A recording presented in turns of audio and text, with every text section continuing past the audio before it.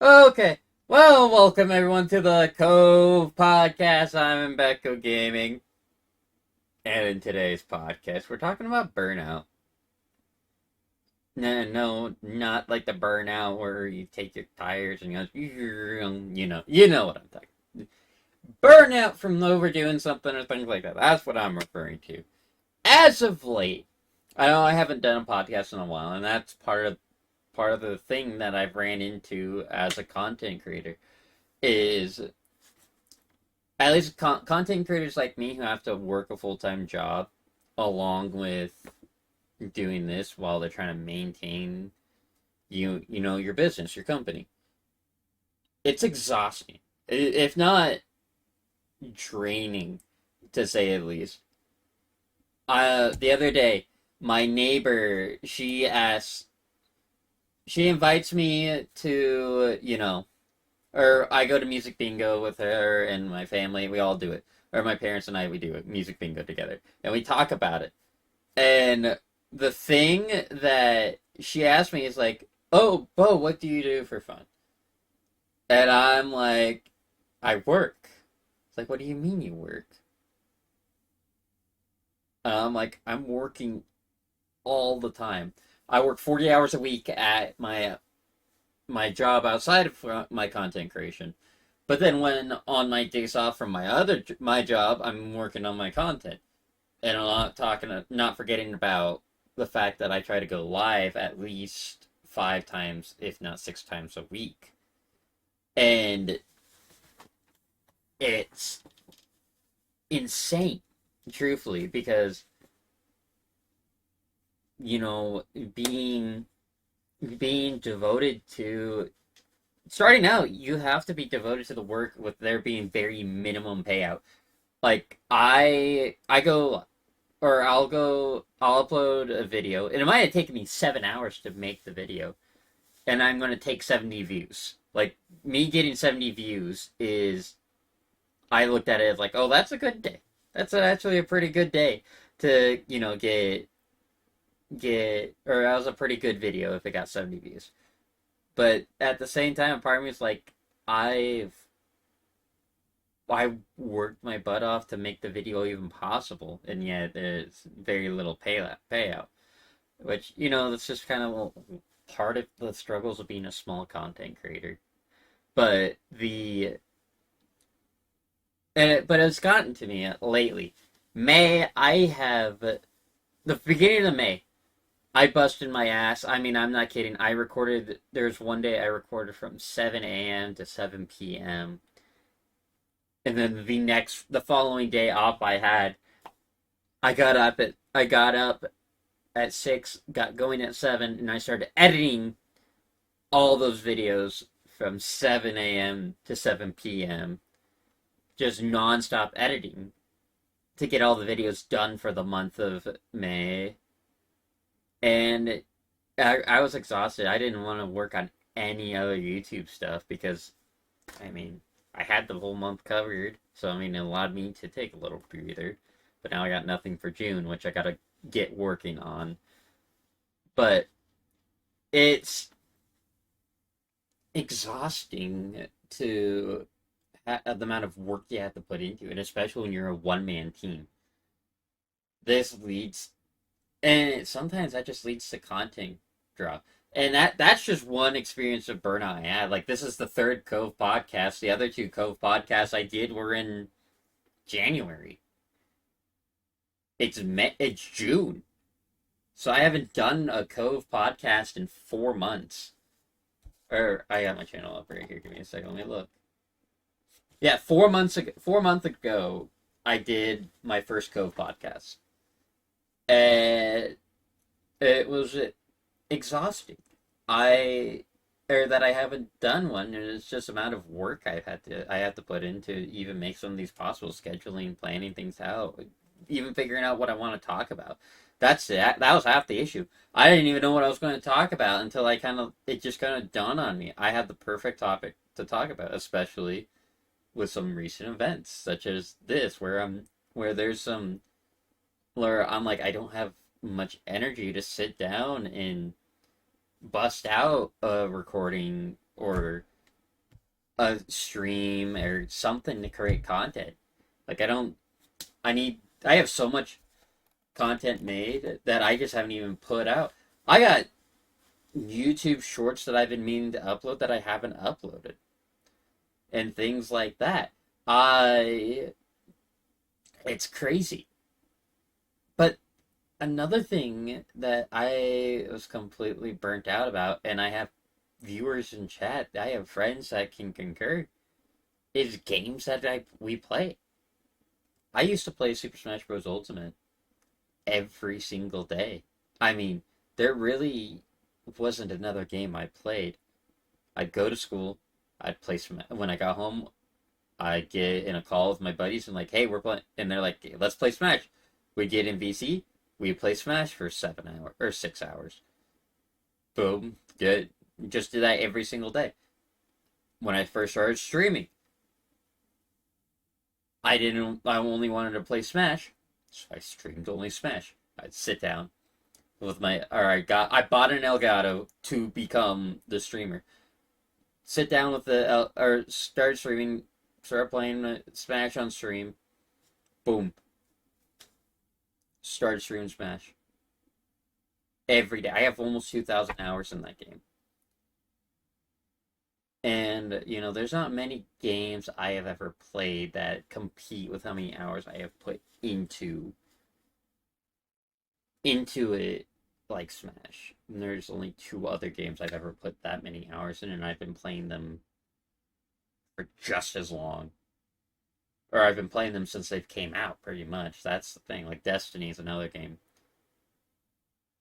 Destiny, I experienced the burnout. I don't know. I'm doing more challenging things, so I have some more fun with it. But there's burnout there, and same thing with Monster Hunter. I play Monster Hunter all the time, and I don't really want to play Monster Hunter. It's actually I'm so burnt out of Monster Hunter that I'm actually playing worse than I normally do, and that kind of led to an issue of me playing Monster Hunter and the quality or how well I was performing wasn't adequate. I was actually doing worse. But that's scenario. I want to go back to Smash. Smash is one of those games. If you don't keep playing it, I mean, a lot of games can be said about.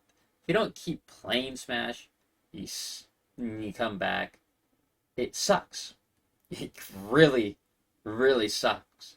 And I won't deny that me coming back to Smash, there's days where I'm like, after one game, I'm like, I'm done. I don't want to deal with it.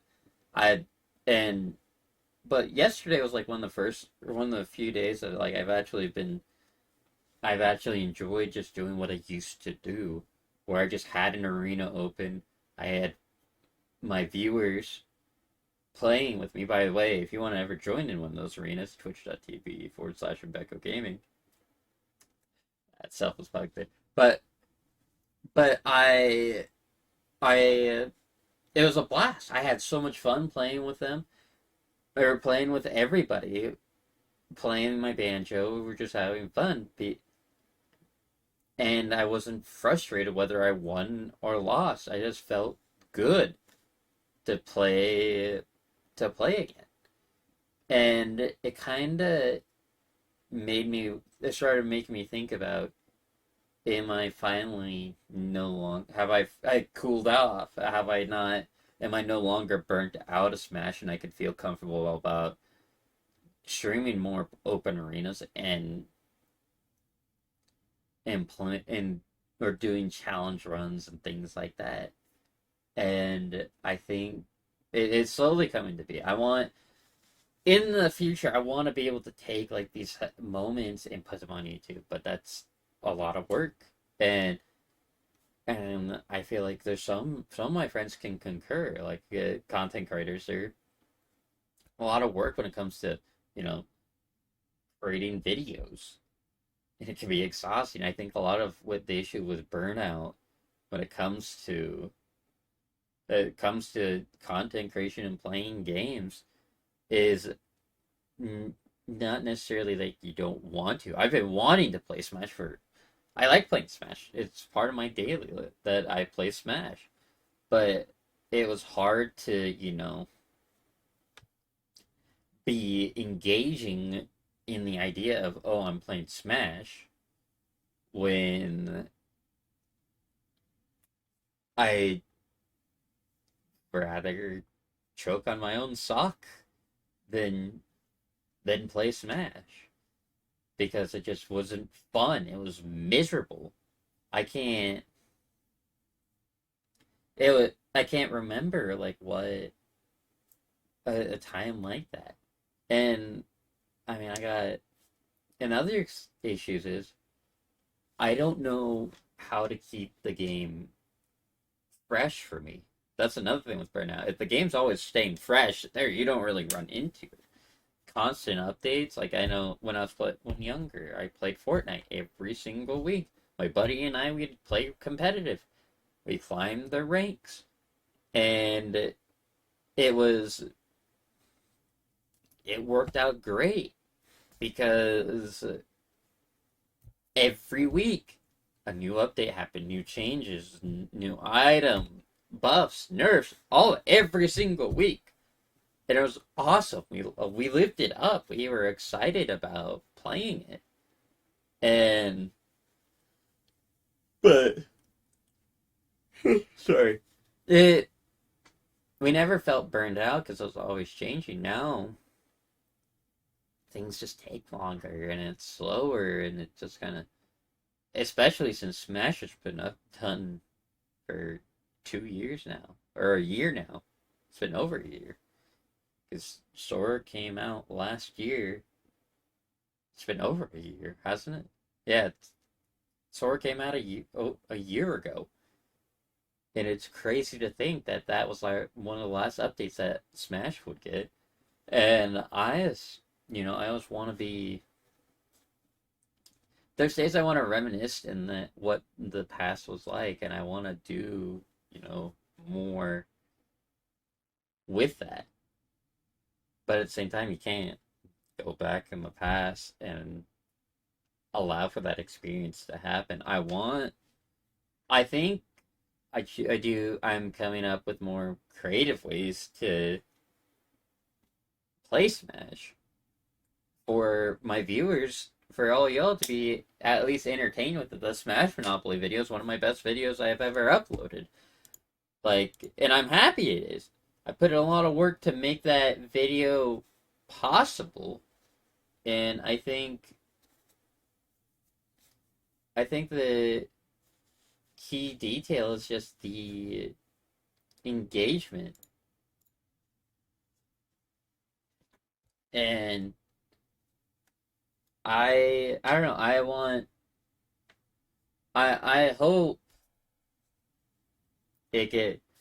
as I get better at doing things and I'm better at managing my time, and maybe I'm not creating such a workload on myself and I'm able to focus more on my content and not so much on my outside job, I can do more.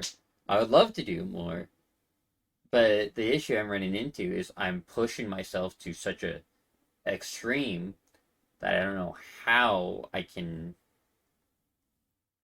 keep myself from being absolutely fried from the amount of work I gotta do, because I'm a one-man team and I can't afford an editor, which that's just one of the many issues I have. I know I sound like a broken record, but it's true. I want to do so much, but since I don't have an editing team, I can't be like, hey, here's the VOD, make a highlight. I can't do that. That costs way too much money, and especially for the fact that, hey, take this VOD, I know I streamed for 7 hours today, make something funny.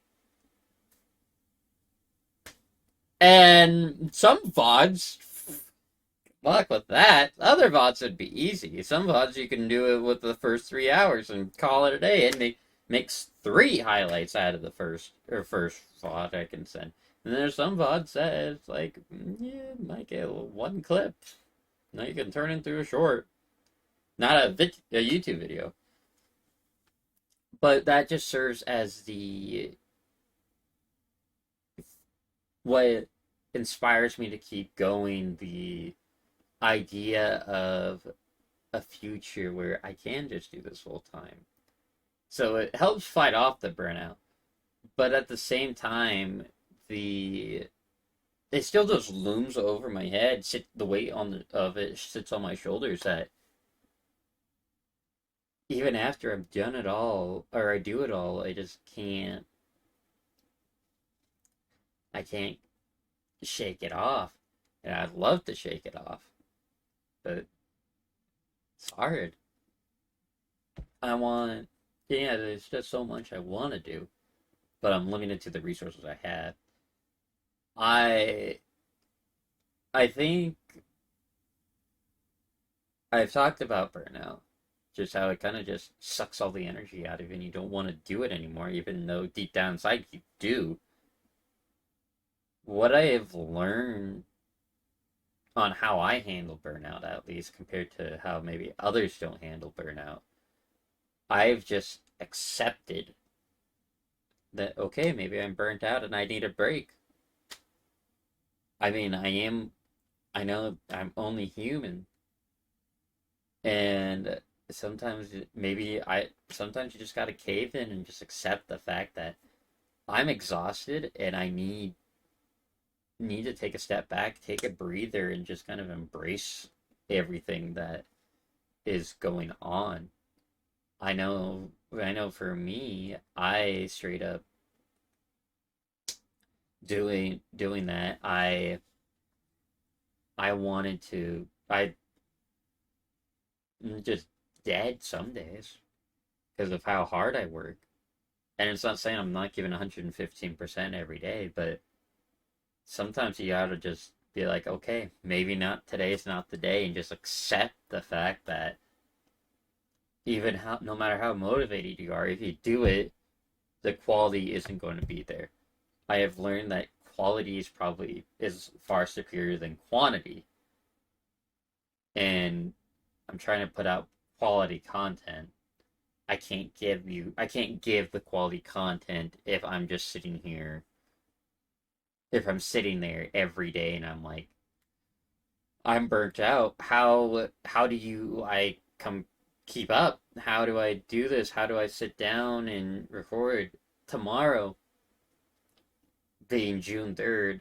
I got a lot I am planning on doing, and I'm excited to it because I'm amped up. After this podcast, I'm going to go ahead and play some more Smash and play Smash with my viewers, and I'm amped up for it because I'm feeling alive. I feel well. I'm feeling strong. When you're burnt out, you just you don't feel much of anything. You're just tired. You're not like, it's almost kind of like some forms of depression. You're just exhausted from everything. And I guess so. The realization is, I ain't Superman. I can't just go. I actually gotta recover, both mentally and physically. There's only so much I can do as a person, and there's everyone experiences burnout in a different way. I feel like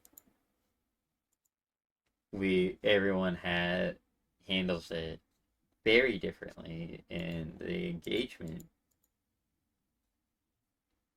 is huge. And I don't know. I like the idea that it's kind of a blast to be able to do it, and accept the fact that maybe it is just, I gotta take a breath. And I've definitely have felt better about a lot more content I've made because of the fact that I've kind of taken a step back and edited. I think even though I'm with tomorrow's stream, I'm still going to get up early and I'm going to record stuff. I'm going to feel good about it because that's just kind of the right, or it's just a confident thing to do. I'm definitely not going to record as long as I would in the past, but I am ecstatic and I feel lively. And I think the key thing is take advantage of when you feel lively to take it and run. If you're feeling good, keep going. You as a physical person can, if you're feeling good, go, go, go. You'll know when you have reached your limit and it might be time to stop. And that's how you pace that. Everyone's different, and I think that's what, even as a person as myself, I need to remind myself that, oh hey, maybe this is what I need to do to keep, or is to allow myself to be burnout and just to execute and take advantage of when I feel good and I feel lively and do a whole bunch. That's everyone's different. I'm one that's always just been used to go, go, go, go, go, and crash. Do I always feel kind of rough after doing it? Yeah, I won't lie. I have felt very rough after doing it some days. I definitely have felt that after the long podcast day, or not podcast days, recording days and editing days. I remember there's videos I've recorded, but I like for whatever reason it picked up my webcam and it was just like, or the webcam was picking up audio, and I wanted to cry that it picked up because like they were good moments, but now the audio scuffed, and I have missed out on so many videos because of that. Now I've gotten better and I got things made, and I'm not trying to do it in a hurry. So like future recordings will never be an issue, but now we are, trying to do more and serve that engagement. And I think that's okay. I don't see why not. Give me 1 second. We won't worry about it. But yeah, I don't know. In chat, you're listening right now to me rambling. If you have any questions or things you want to input, go ahead and type it in it, and I'm happy to discuss it. I as want I want to do more, and I think it shows that what I'm capable of by the way I handle things, or the perspective of how I have it. And I mean, I know there's the burnout is so different for everyone, and it kind of sucks because every fiber in your body is probably like, no, I actually want to do this. I want to be engaging. I want to do this. I want to go. Let me be lively. Let me play Smash and feel good about it and show that I'm feeling good about it. But I can't. That's the issue. Is I can't all the time because it's hard. And I think you take advantage of when creativity strikes. Like right now, I have Smash Challenge videos that I'm planning on recording. Creativity, it fills my soul, and I'm like, yes, yes, I gotta take it now. I gotta take advantage of it. Uh, but then there's times where you got nothing. And I know I got content creators in my chat, and there's content creators I talk to. And they're like, I don't know what I'm going to stream. It's thanks to community members that give me ideas. It's thanks to YouTube videos that I even get the idea of doing it. Uh, I definitely just feel like I want to do more, but sometimes you just can't. Um, but yeah, no, I that's straight up just me, and it's and also so with the plan of today's podcast, I was going to invite Locke and Booper. Yeah, you guys have had them, seen them in videos, or have heard from them in the past. They both they kind of have. I imagine they kind of have different views on burnout and how it's affected and or if affected them. Hi, Locke. Hi. How are What are you we today? what, what are we talking about? Burnout. Burnout. Just That's my favorite racing game. you're gonna make Burnout that joke. Paradise. Great game. uh, I was just kind of talking about, like I mean, like a good example is like kind of right now with Smash for me. Like I'm just getting back into it, whereas like you've been playing it pretty much every day. Yeah. Yeah. So what definitely like I was feeling really burned out last year when I started competing. Um and mostly because like I kind of capped out at like second place and then I'd go to the bigger or not bigger, but I'd go to a region that had more better players Hmm. and then I'd get like fifth or sixth, and I never really got better. So, that It kind of burnout from competitive scene is just like ridiculous whenever you have to spend you're losing money. right. Um you feel like you're not really getting better. You only get like let's say you drive an hour and a half and usually weeklies start in the evenings for most places. They don't do them in the middle of the day. And they do them in the middle of the week usually too. Right. So they'll start them at 6.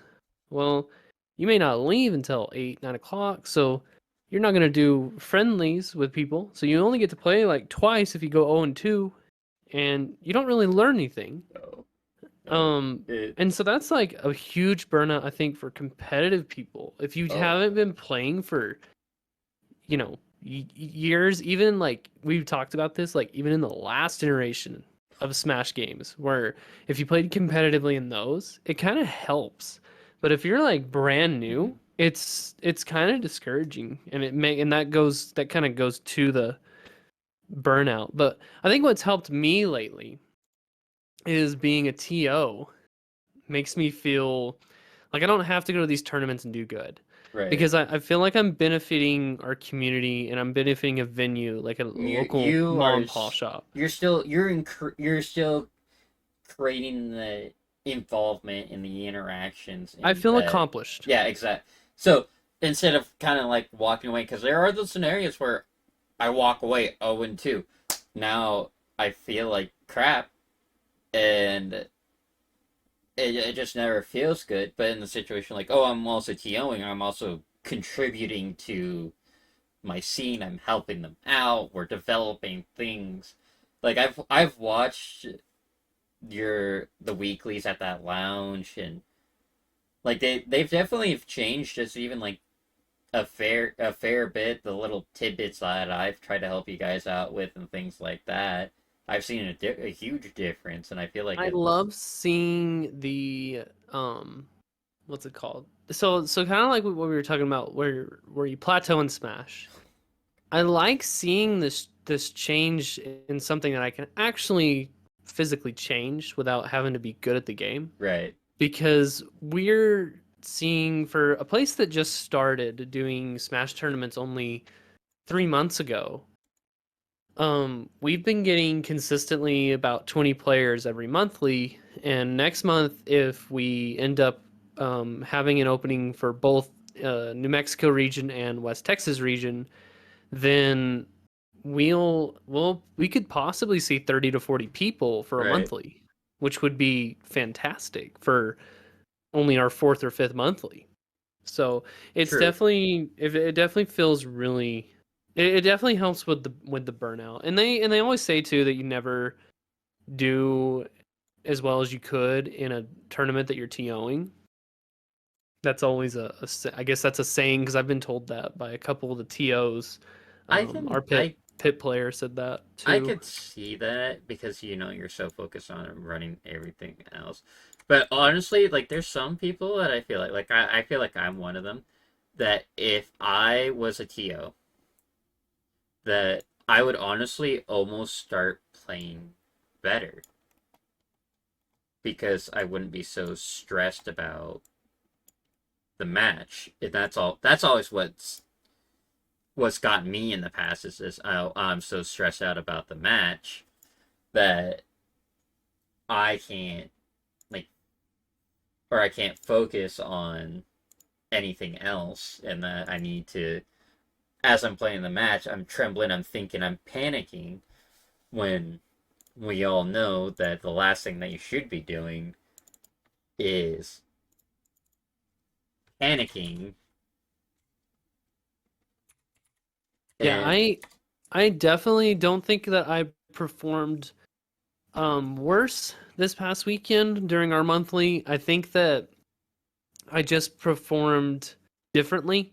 I think my biggest issue is I was very relaxed. I do get very, I do play pretty chill. My only issue is I think that when I'm trying to make sure everyone's playing their sets, when you've got 20 people, right, and trying to make sure that the people that should be on stream, um, especially when you have, so unfortunately, you know, um, or well fortunately I guess at the same time we get a younger audience that be 15, 16. They sometimes don't know, they can be very they can jump the gun when it comes to playing their matches, and they really like, we have to try and keep a consistent right, scheduling with how we do our matches. So anyway, I know that what I tend to do whenever I'm TOing, especially when I'm very stressed, the weeklies aren't stressful. We only get 7, 9 people, and right.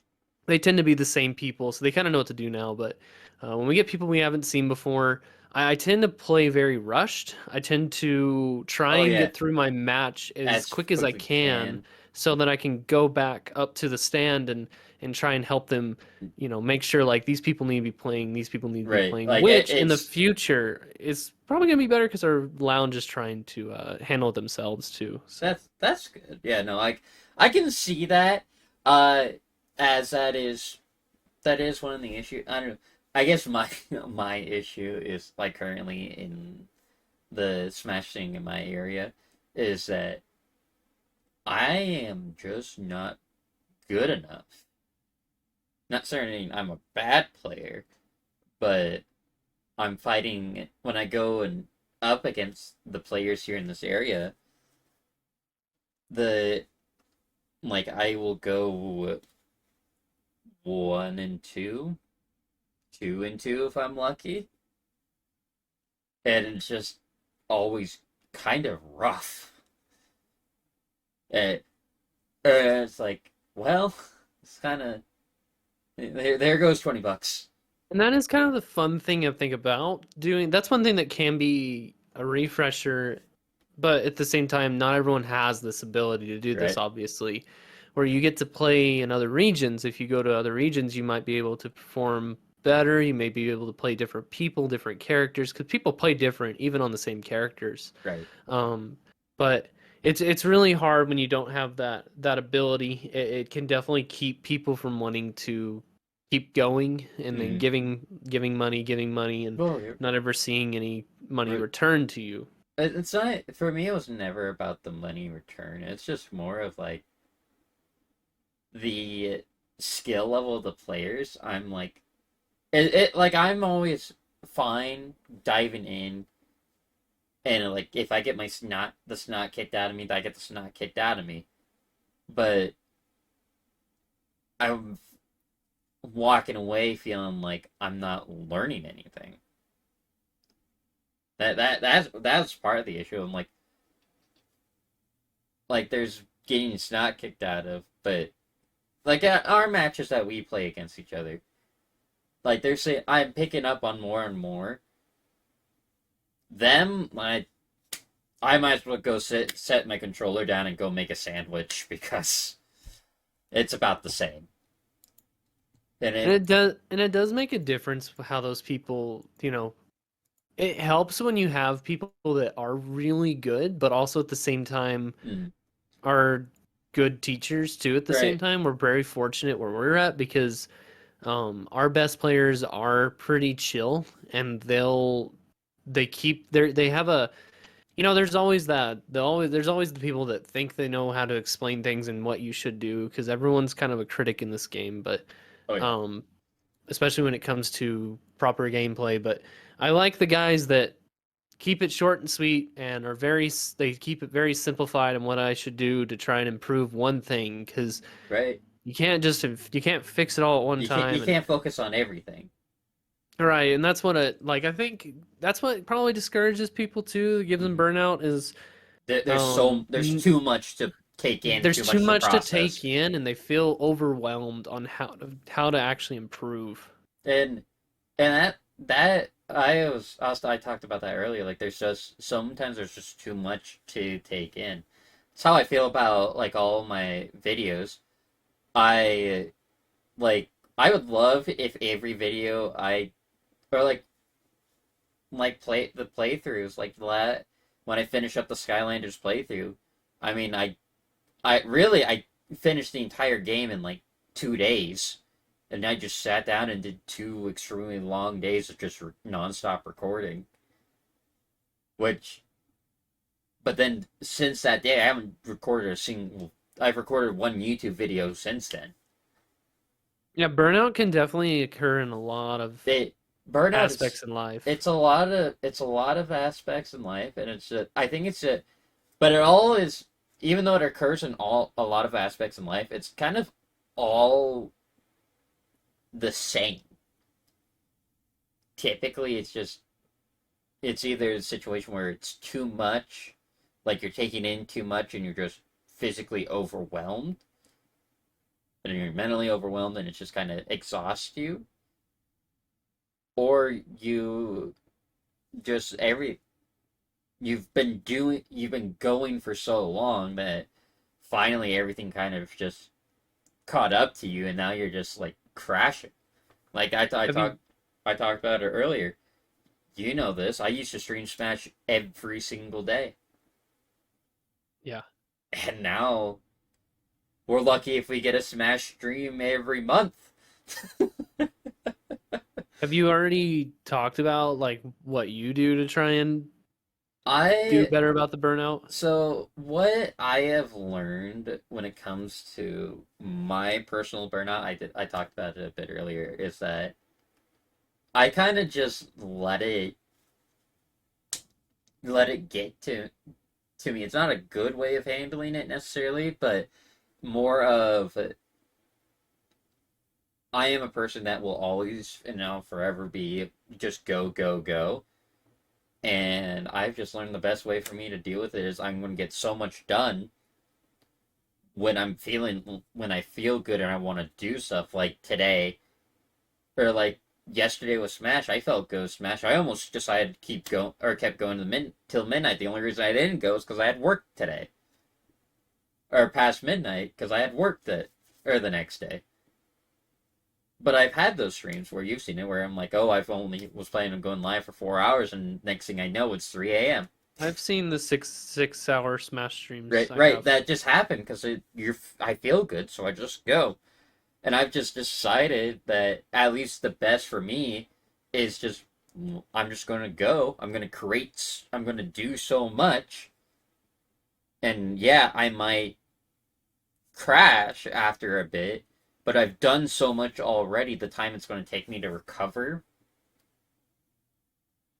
will make up, or will allow for what I have already created and done to get put out and seen. But you're welcome to just join now if you want. I can fit you in here, buddy. I promise I won't talk over you.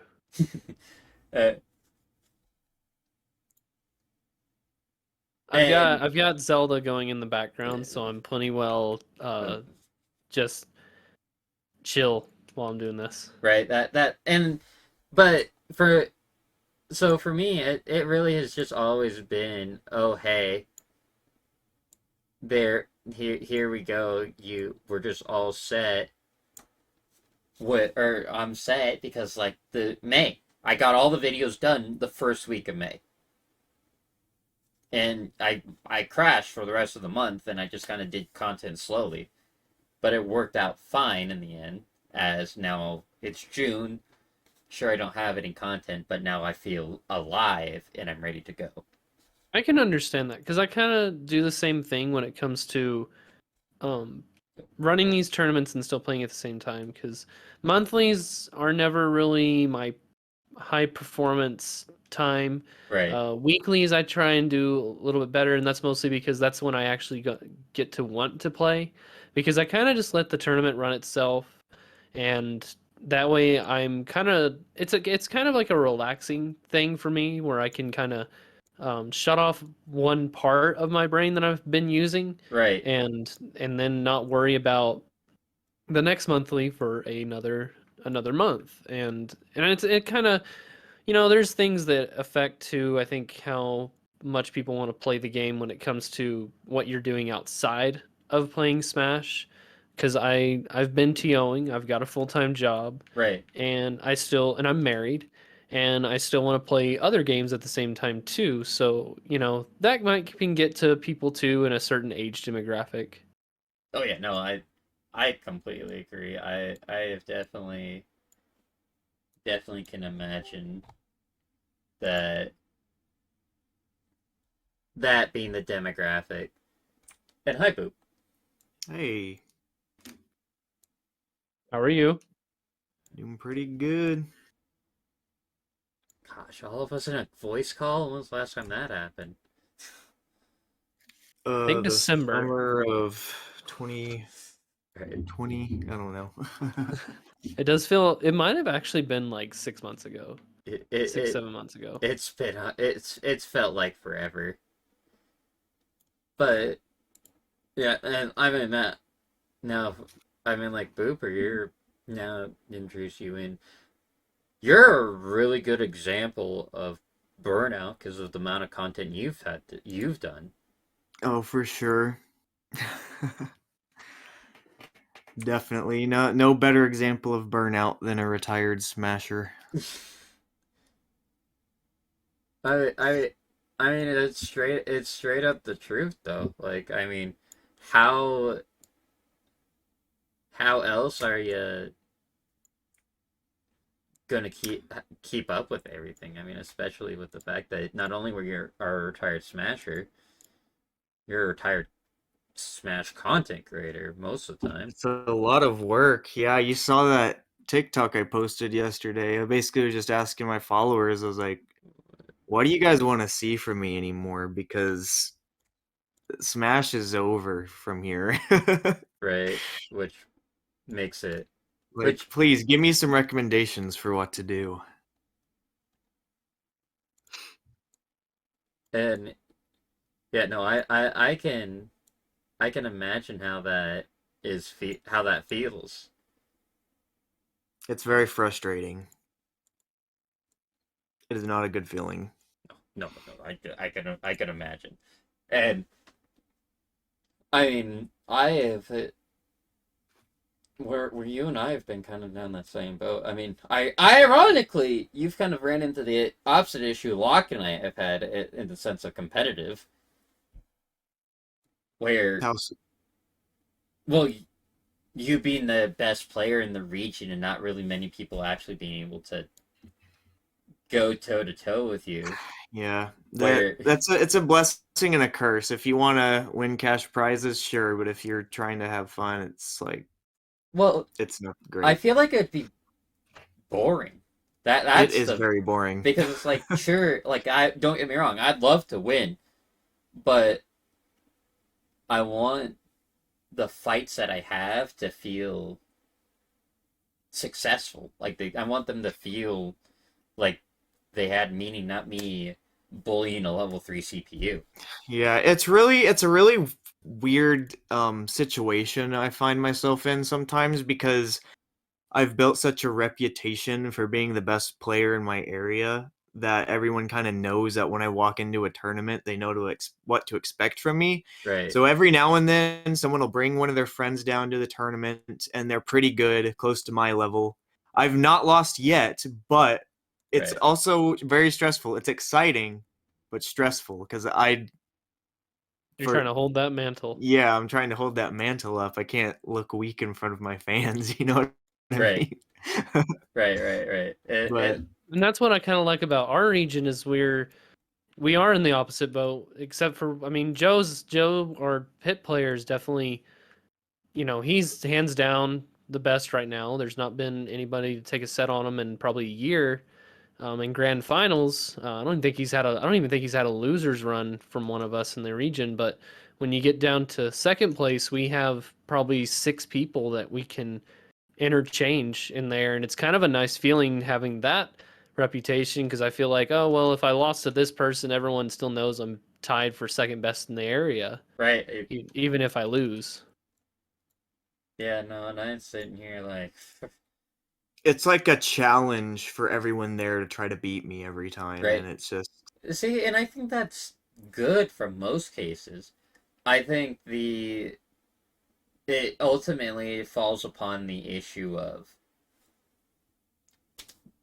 regions development and things like that. My area, I mean, hell, it I've looked in that Discord server and they have had it perfected pretty much. yeah, the region can definitely change how you feel about things because like I think part of my success here is also stems from the fact that like my character choice, no one plays the characters I play here. So like there's like 8 cloud players in my area. There's not a single Diddy Kong I or a single Min Min around right here, you know? right. I do think character choice does impact it. I don't know, like Locke, the characters in your region are actually pretty diverse. Pretty diverse. We used to have a reputation of only having mid tiers. Because our best player is a pit player, and then after that it was Lucas. Right. And now we've actually decided to add to that and put a Wii Fit up there. And then I think that I kind of had the same thing with Booper where no one really understood my character when I started playing, but then I've played so much that Right. the people in my area have actually learned my character, and it's very hard for me to perform now because of that. Oh yeah, I can imagine it's kind of rough, and I don't know. I think when it all comes down to just the idea of we try to develop as people. That's just human nature is always trying to develop and change, and yet sometimes we're just kind of locked in, and we're like, yeah, kind of SOL. That's one of the interesting things about burnout too is what you just described your situation. That can either burn someone out or do the opposite. Because like you start off, it depends. I guess it depends on your personality, whether you just really like winning or if you want like a contest or something. Like if you start off really strong and you start struggling, some people will get turned off by that, but other people will start feeling more Right. excited. That's probably a little bit of what I need. I need a little more competition in my life. Right? I feel like you need to actually lose. Yeah, so I guess it can affect people every now and then in different ways. Like we have the opposite problem, but it led to the same result. I think it's Right. more consistency is the problem is when it's the same result every single time and it starts stagnating that way.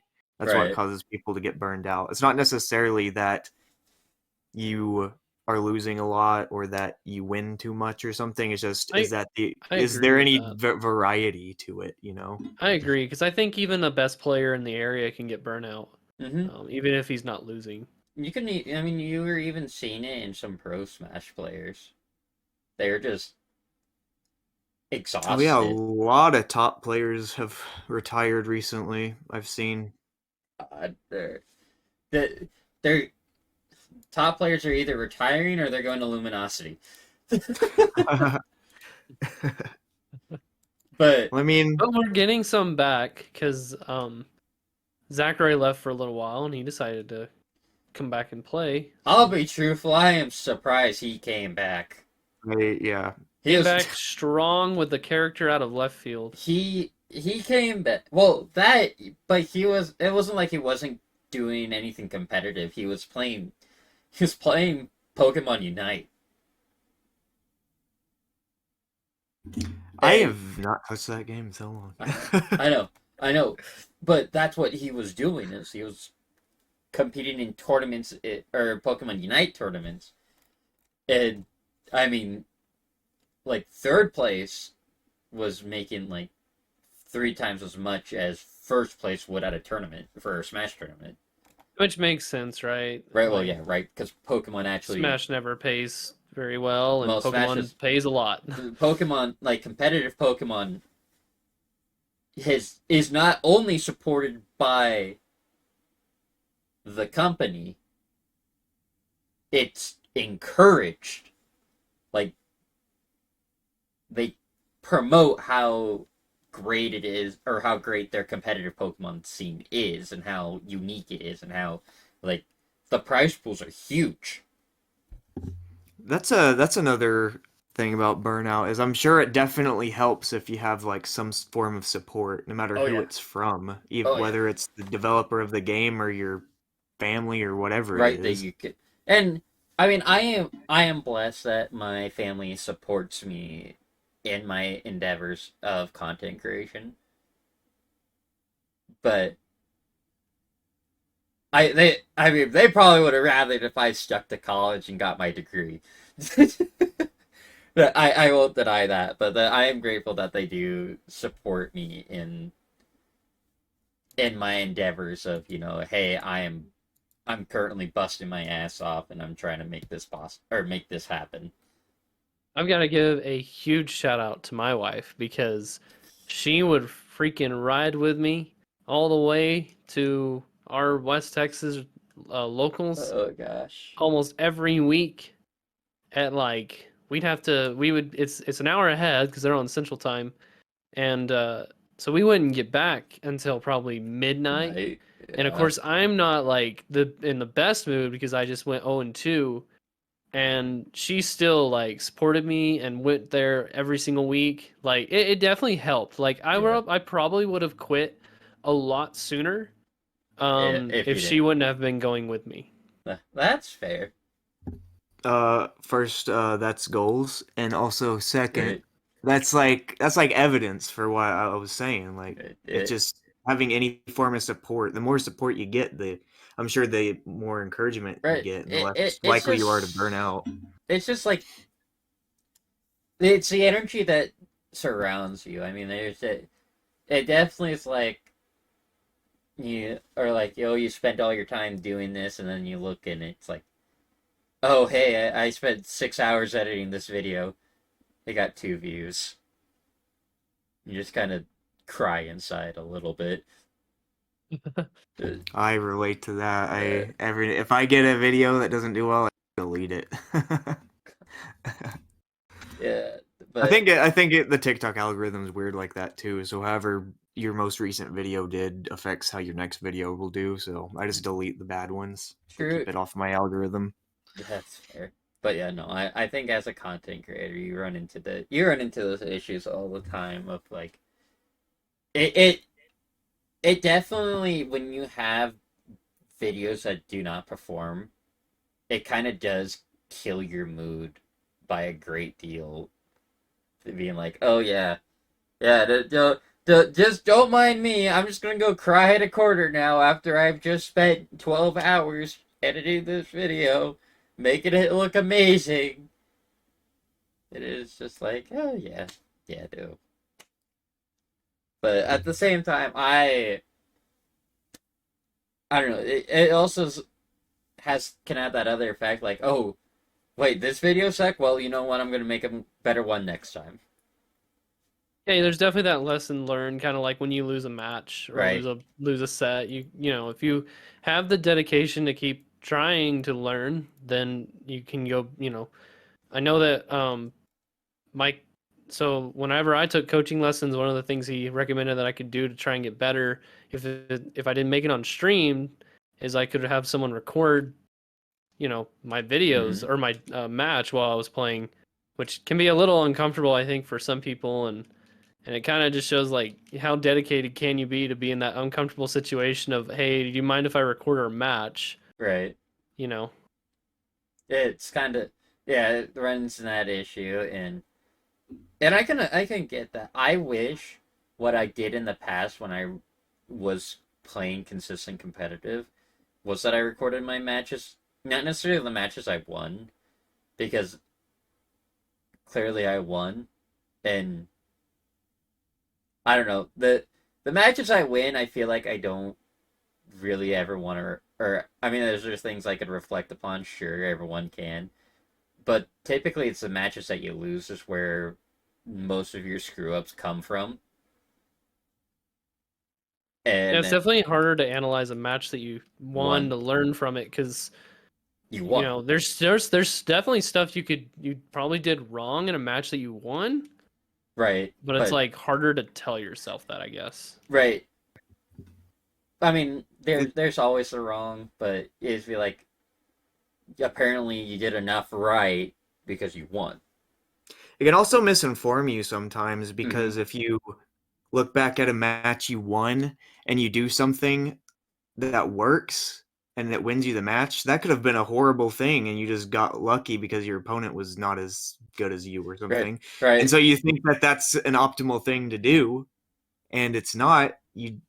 It was just a once in a lifetime opportunity that you took there. Like, like I think the perfect example of this is I'm a plant main, and the and when I use down B, and I'm off stage and I attack them at ledge, and they hit me with a spike, since my hitbox is off stage, I go in straight down to the blast zone. And it's just like, I definitely have been caught by that maybe once or twice.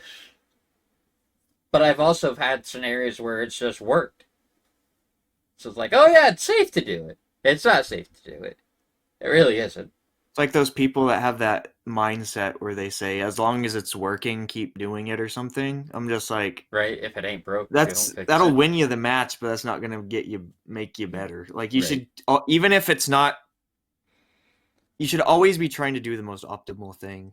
Even if what you're doing is working. That's how Right. you improve. Right. Oh, One. yeah, I absolutely agree with that because I was actually watching Becco earlier fight a Sora, and that Sora would go for things that I know that it's someone is that never puts this game down and, you know, competes regularly on a weekly basis would not get hit by those things because I've tried those same things and they just don't work. And it's, you know, people Well, want to go for the flashier stuff or even just like maybe even just the easier moves. But sometimes, depending on your character, the easier moves just don't work all the time. Or not easier, I shouldn't say easier. Moves that kill easier, I guess. right. The the thing that I've noticed and I have learned, and honestly, that Sora match made me so upset. It made me so upset Yeah, because they were going for Nair 1-2 up smash, which is it can work, but you have to be very precise. The you only have to person I've not ever seen land that consistently is literally the best Sora in the world. right. Not only that, but I'm one of the few players in the world I could say with confidence that has probably some of the most Sora experience. I mean, you watched the match. You saw me fall out of almost every other combo he did. Because if there's anything I've learned, is getting out of it. I've just learned how to get out of the combos if they're not true. You've learned what is true and what isn't true. There's So, definitely more not true with Sora than there is right, true too. right. And I have definitely. The fact that the match went the way it did upsetted me a great deal, truthfully, because I really I, shouldn't have lost more than the one stock. if you were to fight that person in a best of 3 set, I Oh, think that it would I be would an have, easy dub. I, I felt, I felt like there's so much I could do, and truthfully, I was using one of the Sora could have absolutely have stomped me if he, because I guarantee this Sora did not know a thing or two about the character I was fighting. You had a better matchup knowledge check than they Than they probably did, did, right? Because if considering that they most people don't usually use the character you right used anyway.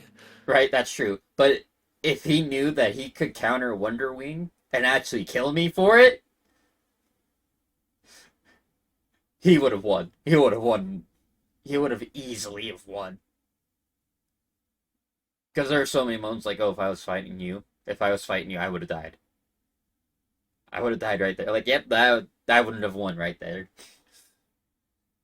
Yeah, Wonder Wing Online can be a little bit of a pain though sometimes True, because true.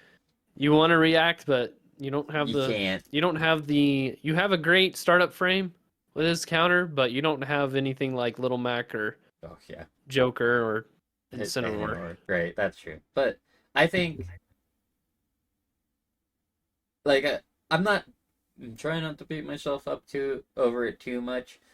But like right now, I still feel good about playing Smash, and that's kind of the big thing. Is like even though I didn't perform necessarily as well as I would have liked to as today, I was still very happy on how it turned out. I would love in the future to do better and things like that. It was fun, especially seeing. I mean, sure, I didn't have like any of my viewers like hovering over my shoulder, pretty much watching me as I'm going. Which maybe that's what helped. I don't know. I just wanted, but it just felt good to play and execute it. Yeah, it's Whereas, definitely very important to keep the game fresh for you in whatever way you can, you know? oh, 100%. That's kind of one of the that we were talking about burnout. That's kind of like the opposite way. Is I feel like when you're still learning something, it keeps it fresh that way. I think like at the main times where people experience burnout is like either when they first start something or after they've been doing it for a very long time. Right. And that's because the in between time right there, when you first start something, you have like no experience in it. It's very hard to start improving without True. help. After a while, it's really it takes a while for you to get there, but everyone will eventually like peak, you know. So they'll reach the climax of their hard work, but the stuff that in between, that's usually what keeps people going is Oh when yeah. they hit that point and they keep improving. I And I 100% I feel like agree. I've hit I don't think I've necessarily peaked at playing Smash, but it definitely feels that way. And that's why it it just I had to take a break from it for a while. Yeah, and that's completely fair. It's also just the matter of who your We're competition is. we're all aiming for that in between space between Right. just Coming starting and ending, you know? coming back from a burnout is kind of rough sometimes too, because some people do worse than they did prior to the burnout, Oh yeah. It's which can be discouraging. that's one of the hardest parts about it is like you work on something, you get burnt out, and then it feels like you just lost progress. And then it seems kind of counterintuitive because, like I said, it feels like when you're getting better, you are having more fun doing that thing, but you don't want to restart, you know? Right. You want to keep improving from where you left off. You don't want to restart. So, like, when I came back to the game, this is probably, I've taken 3 breaks from Smash in my Smash career. This is the longest one I've taken. It's been, I think I announced my retirement to my followers in like November or something like that, December. So it's been like It's 6 actually, months. right. It's actually been a minute. And I've probably picked up the game like 4 or 5 times max since then, and each time I play 2-3 games, I feel like I don't know what I'm doing, and then I'm just like, wow, this isn't for me anymore. Right. I think I've definitely felt that, but I've also, I think things like what we've done in the past, like with the Smash Monopoly, that has kept it so lively for us. Yeah, I And was gonna bring that up. Is it's when we add like new fresh things to it, like the Smash Monopoly, or I still like doing crew battles every now and then and stuff like that. That's right, way I still have a lot of fun doing that stuff. It's right, just when I resort back to the stuff like just typical competitive matches is when it just it's not interesting to me anymore. right. I think, and that's kind of what I've come down to the term. I was working on what my base calendar for, streaming was going to be for the month. And one of the things I decided on was that, like, every other week I was going to do, or I was going to, every time I was going to stream Smash, there's going to be some form of Smash challenge. Whether it was like, we talked about, like, the Pokemon Smash, where Oh yeah. where we go in quick play, catch as many many characters as we can, and then in the said amount of time, and then we fight each other crew battle style. I forgot you brought that up. I forgot about that. We do kind of the same thing at our locals sometimes Mhm. too, where we'll to keep it fresh for everyone is if we don't really get a whole lot of people coming in. Right, This past weekly, since it was right off the tail of a monthly, we usually don't get very many, so we got like 6 people. right. So we ran a squad strike tournament to go with the just the regular 1v1, and that people, we kind of screwed around a lot more, and I think a lot of people were a lot more chill about it. Squad Strike is a lot of fun. I wish we could do it online. Yeah, I honestly wish there was like a mod that I could get Squad Strike is so to do fun something because like that. you get to show off like your roster of characters. Right, that's how Like I treat it. you pretty much, unless you're like counter picking, like 99% of competitive matches you're just playing your main. You have So your it's main, and then you've got your two. your 2 counter picks. Yeah, pretty much. Yeah. That's how it was when we did it. Because I ran, I ran my 2 mains, Sora and Inkling, and then the third one was always just like a counter pick. I I don't know. I This might be a hot take, but I've just accepted the fact that the characters I play normally have such bad matchups anyway that I've just decided, you know what? I'm just gonna learn the bad matchup. I'm just gonna learn that -3, and and just deal with it. Then try to be like, am I good with any character that can actually counterpick? That's how I was like when I first started the game for about a year and a half. I exclusively mained low tiers, and so I think the first like top high tier character I even started maining was Min Min before I picked up Diddy Kong.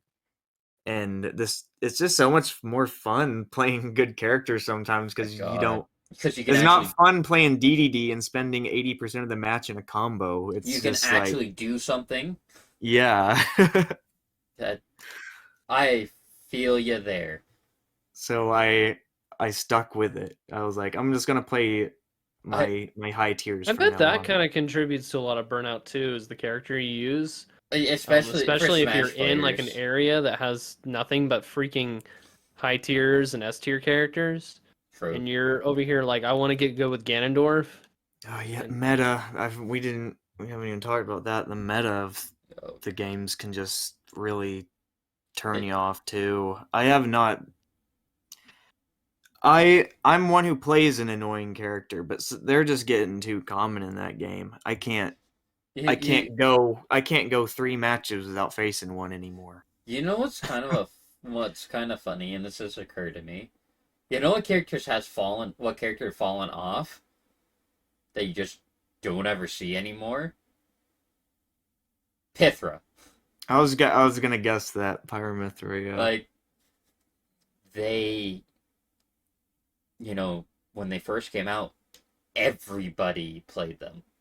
Everyone was convinced they were the best in the game. I mean, I always thought they were top three. I still think Pikachu's the best character. Well, used to be the best character in the game. Then there's Steve, but that doesn't count. Yeah, it's undebatably Steve. Like I will not even entertain the argument that it's Yeah. anyone else. But Yeah, that's why I'm like, well, and imagine, right? Let's say someone wants to go to a weekly or a monthly right now, and you have no idea. You haven't really been paying attention to like the meta of the game, and you don't realize that Steve is banned. And then like that's your main online, and then you get to that tournament and you find out that that character's banned, and you're just, you're like, what the heck?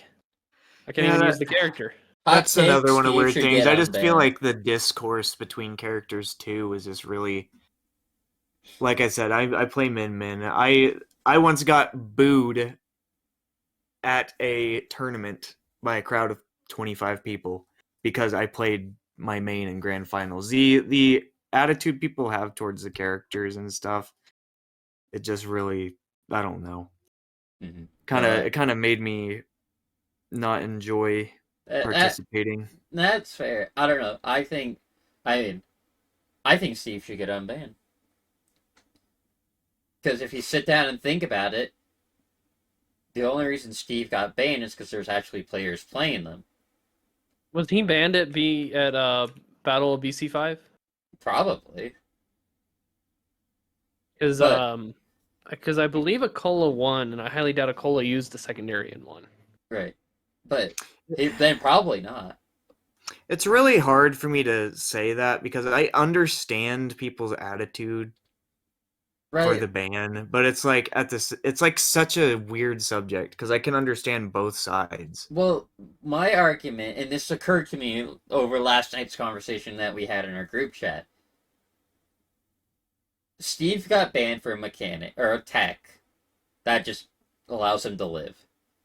But you know what? That's because Olimar. people. That's because people play Steve. If we had as many Olimar players as we did Steve players, Steve wouldn't be banned because Olimar can do the same thing, if Shulk not kinda, easier. too. Oh, right.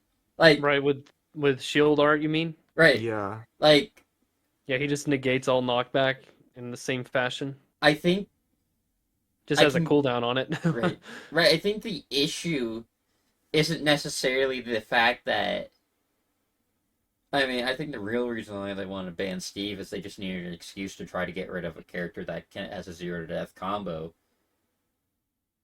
in 82 different ways on every single character.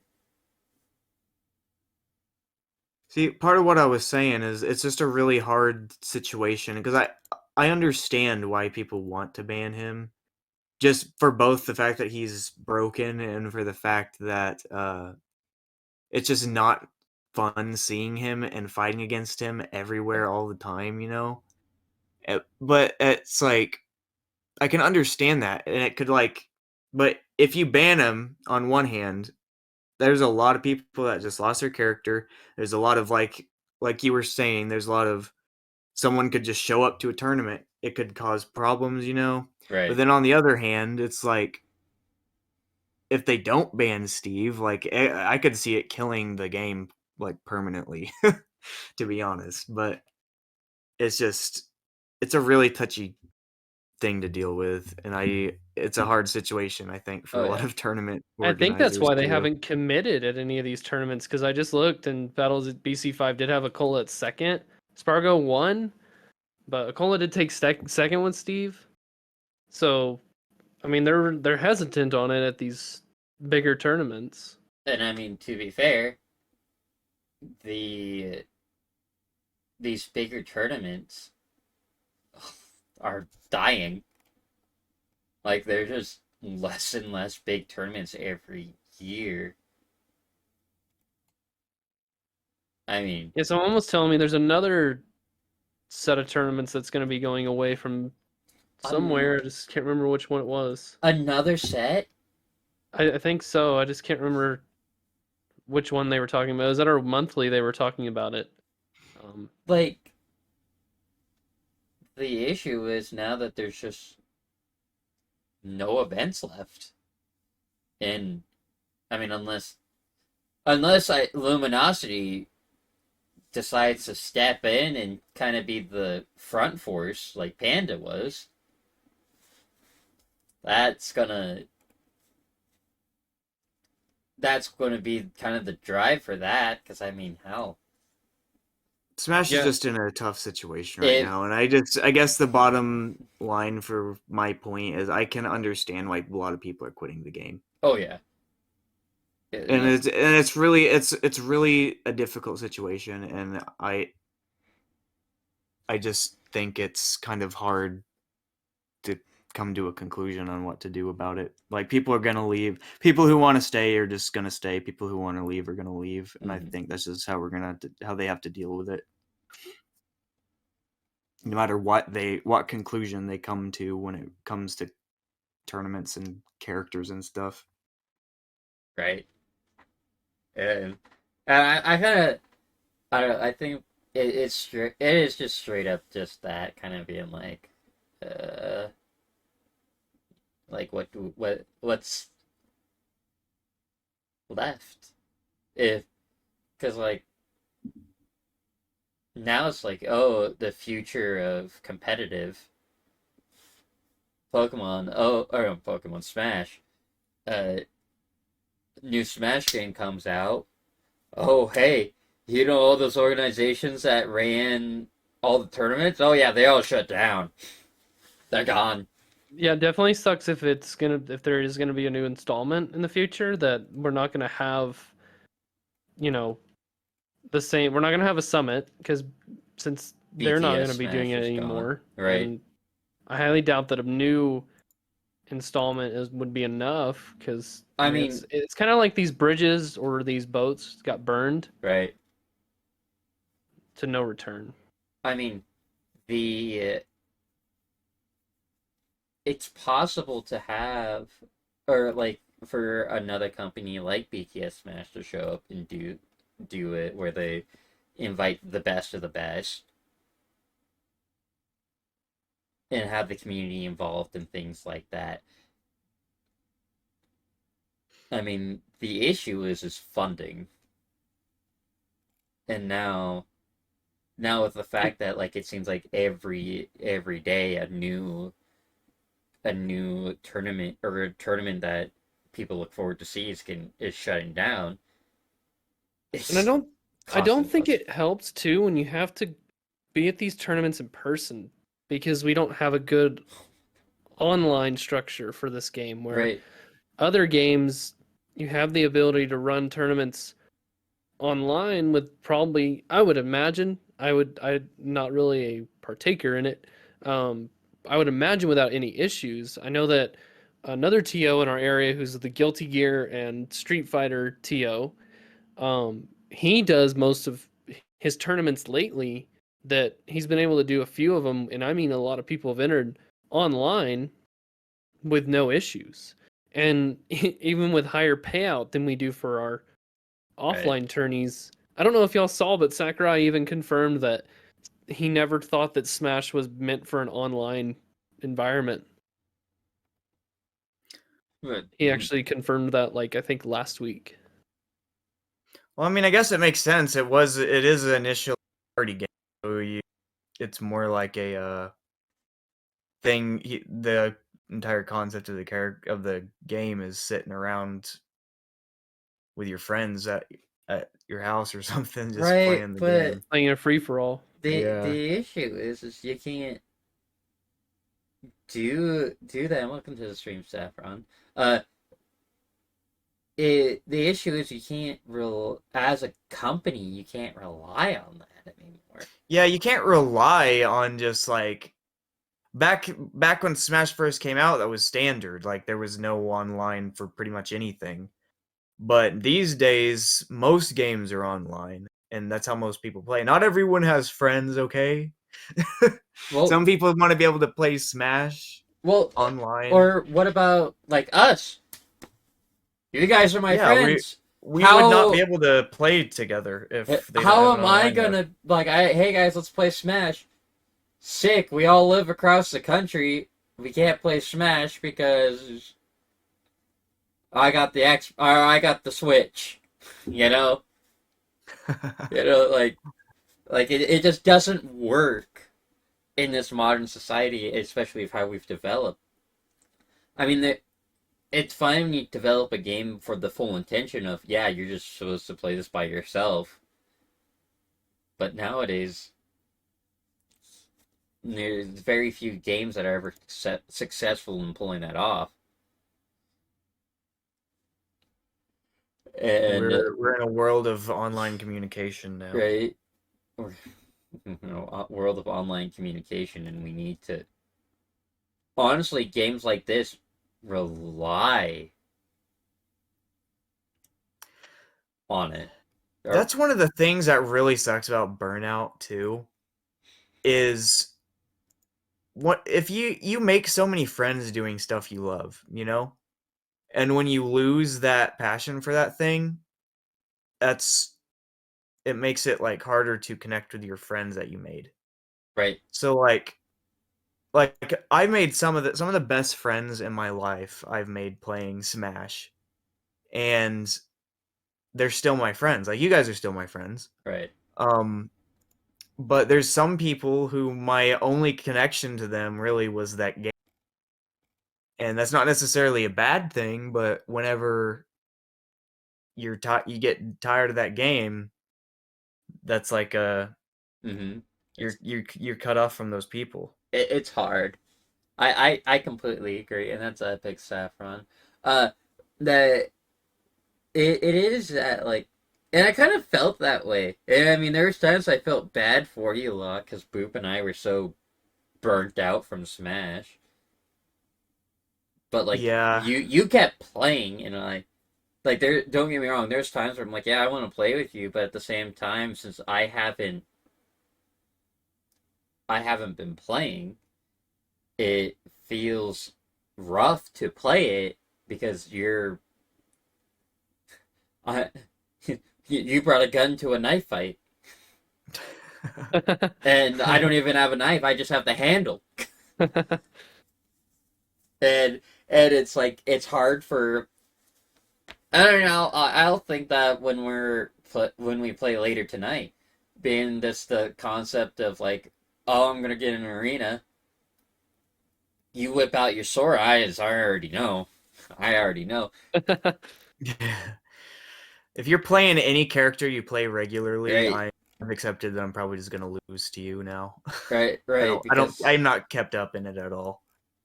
And that makes it even harder because right. then you lose. It's like back to that point I was saying. Like some of your friends, like you'll come back to it, and you're so far behind, you feel like you can't even really play with them sometimes. The amount of times that me and Bo have talked about that lately of how much you just have to keep Right, playing makes it even it's so you say counterintuitive. It is. It's like it's like you're going in a circle.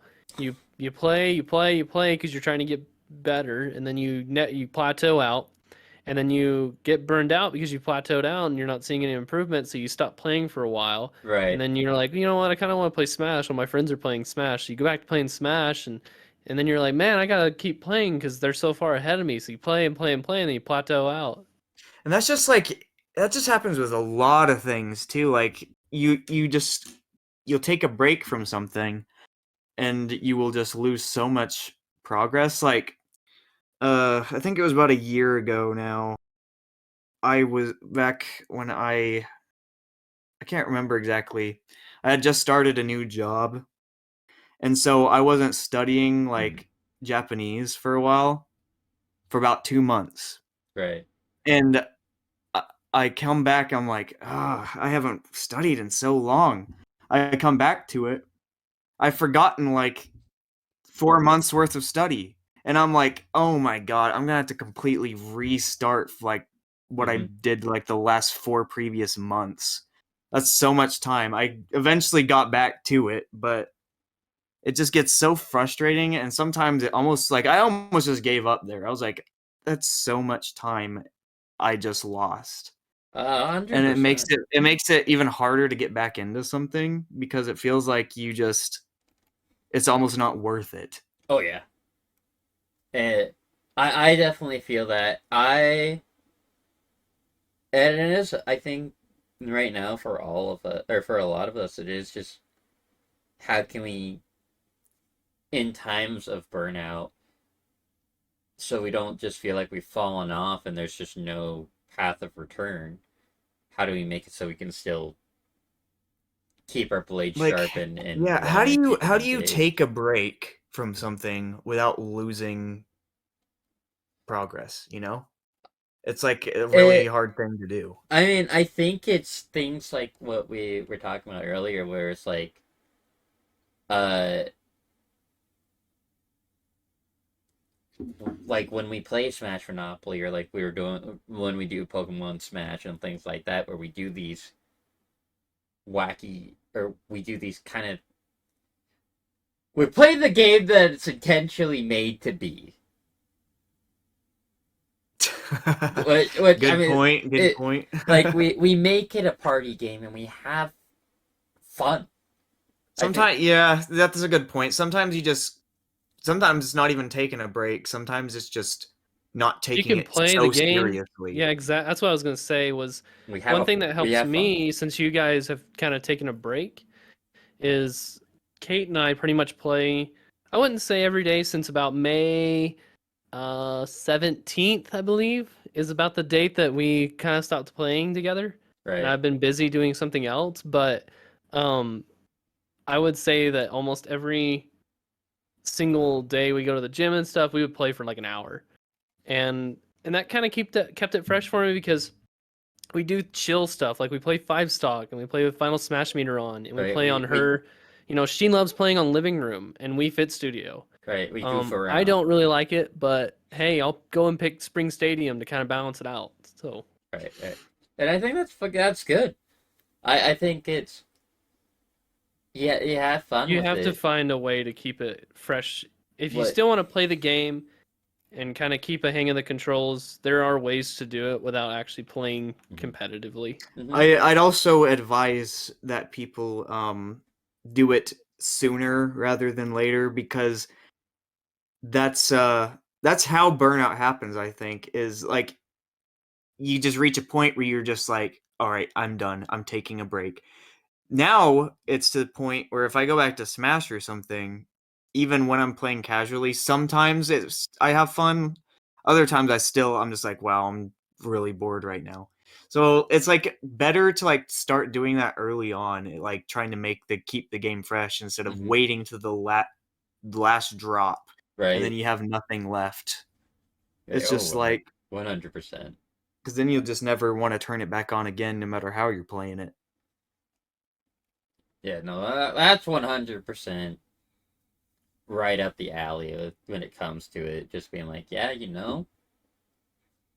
Yeah, there's definitely that yin yang, I think, to it that you have to be aware of if you want to prevent that burnout, is getting a hold of that balance before it's too late, like Booper's saying, because otherwise you take 6-7 month long breaks, you might try and come back, and right. usually when you do try to come back, it's because you're trying to come back when people are playing competitively, and Mm-hmm. And then that's even worse. Whereas if everyone's kind of screwing around playing Smash Monopoly, it makes it Right. ton it makes it easier and a ton better. it makes it far more bearable to actually play.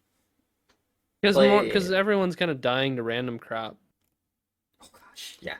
instead of just skill based. No, and honestly, I think what I'm gonna do is straight up in the future, this upcoming month, when it comes to uh, planning the events or planning these games, is being like, oh hey, here's the twist that we're gonna be doing, which just drives for the uniqueness that Smash is. And you can do this with any game, like Pokemon. Yeah, technically Pokemon's a very boring game if you think about it, due to the fact that, oh hey, you make your team, you beat the 8 gyms, so you beat the Elite Four, you become champion. But the uniqueness comes from challenges, like that's why people love Nuzlocke so much. Yeah, I was gonna say Nuzlocke. The community knows how to keep it fresh for people. Right, keep it not only fresh for people, but fresh for themselves.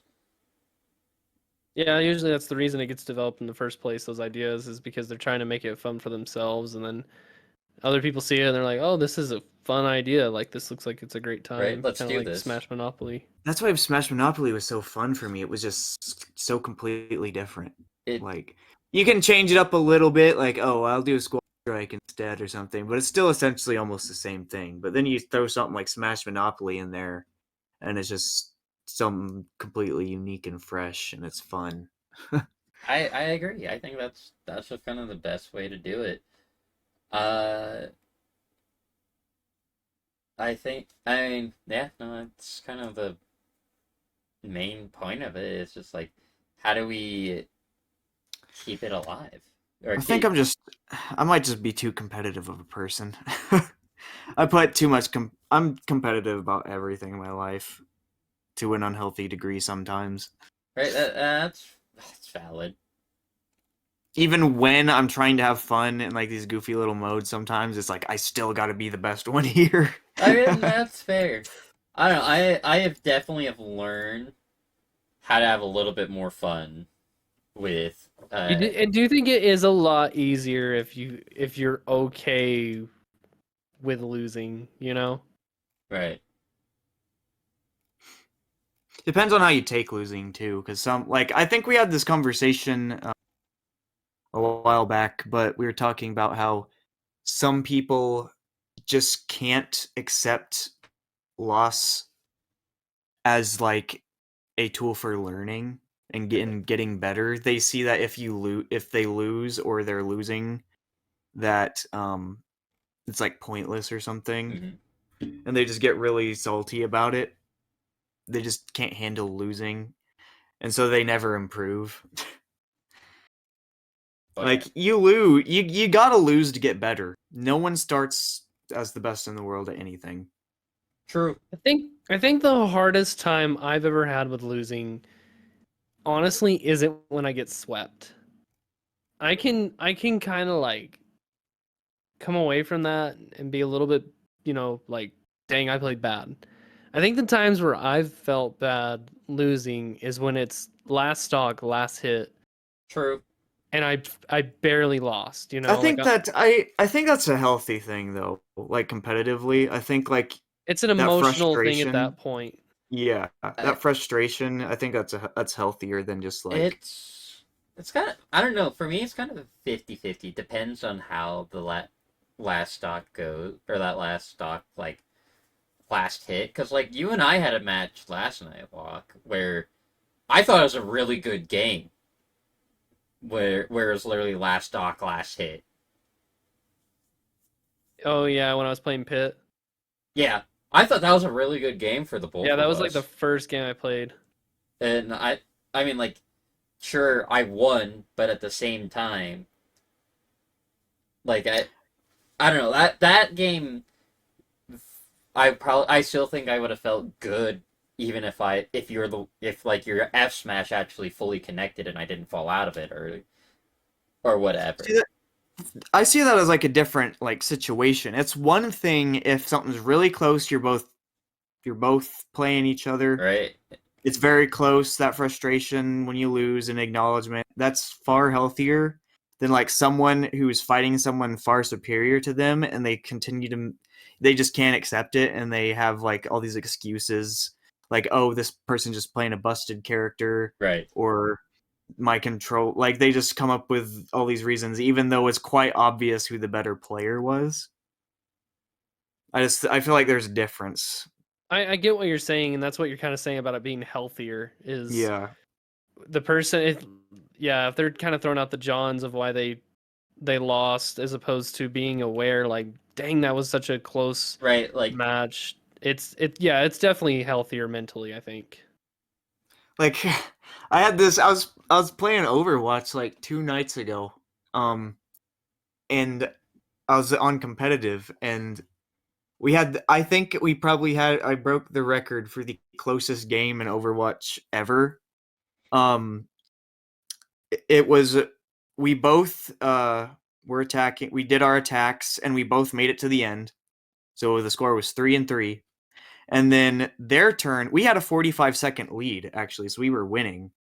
And their turn comes back around. They make it a few, like maybe 30 meters. They push the payload 30 meters. Then we go. We have a 45-second lead. We demolish them the first fight. We are 0.01 meters from passing them, and the enemy Doomfist lands on the payload and punches all of us off of it, and we lose. And I'm just so frustrated. I'm throwing my controller around. But I could acknowledge that they deserved that. Like, that was a good play and stuff. I'm not, like, coming Right. up with, oh, it's my teammate's fault for not doing this, this, and this. I accepted that we lost. I accepted that it was a good play. Could have done some few things differently. And that's just how it is. But those are two different mindsets to have. True. I think that definitely does make a difference. And you know what? That just confirms one thing. We all should drop Smash and then just pick up some random game. It is very good to, that's another way to handle burnout, is to play a different game, I think, because, I mean, like, I've been playing Zelda a lot more lately, and it definitely has been helping me want to play the game more in Smash whenever I'm, like, done playing Zelda. It's kind of like a burnout can in some ways be a bit of a blessing too, because it forces you to try new things. I will say that. Like, it sucks when it sucks when Kind of what you got you into Overwatch, isn't it? pretty much. I mean, I liked the game and stuff, but I didn't want to take it like competitively until I was like trying all these different games. Like, I tried Pokemon for a bit after Seth's tournament. I got destroyed and I was like, that's not for me. Right. Played a few other games. I tried playing Pokemon Unite again. Then I landed on Overwatch. I was like, let's try this. And I worked at it and I started getting better. So yeah, I'd say like burnout a little bit in some ways can force you to try new things. So it's not all bad, I guess. Right. I think it all just depends. There's so much, and it just depends on what's going on. There's games where it's like they're going through content droughts, and you're like, I just have no use playing or no point playing the game. But then there's other times where it's like, oh yeah, no, I'm completely down to go play the game, and we're just going to bust it out. Yeah, at this point, it's just kind of I play the games when I want to play them. That's just kind of how it is. It's not like I need to grind today, you know? Which is also, I think, healthy. I feel like, especially when you get to a certain age, it's harder to keep the grind of something that required, like I was saying, offline too, where you have to go places. Mm-hmm. It's so much harder to keep that grind, and that's kind of why I'm trying to help develop our areas, because it gives us a 20-minute drive as opposed to an hour and a half drive. Right. to do something like that if I feel It I feel puts the want for it. it puts more incentive in it. Yeah, makes it easier, and yeah, absolutely the incentive too. But yeah, I think there's definitely a healthier way of tackling it, and it's definitely not feeling like it's a career path. I mean, I think for some people it's fine, but Right. you know, if Other you cases don't it's think that not. you have the peak of a pro player, then you know, I definitely recommend trying to find You should that yin I yang. think I think it is a good idea that even if you're on a career path for something, to have like other Mm-hmm. fallbacks, you know, because Hmm. you're gonna fail at things you do in life, and if you put all your eggs in that one basket, it can kind of you can kind of feel lost for a while. Yeah, 100%. And you don't want to feel like you.